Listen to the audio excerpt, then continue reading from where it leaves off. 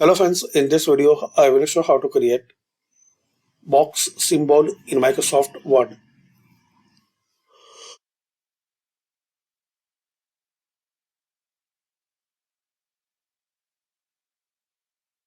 So there are some methods. First one, click on insert, then symbol, more symbols, font select Windings, and in Windings you will find different type of box here.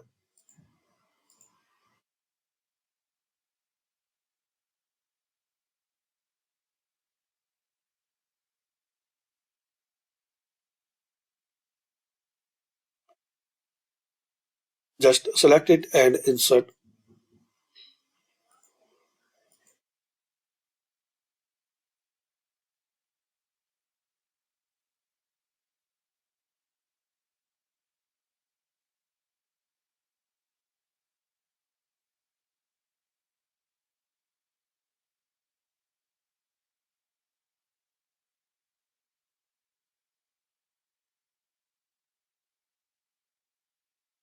Second method,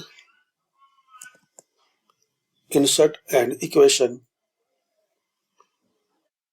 slash and type box. Press spacebar one time. So thanks for watching. Comment this video useful for you.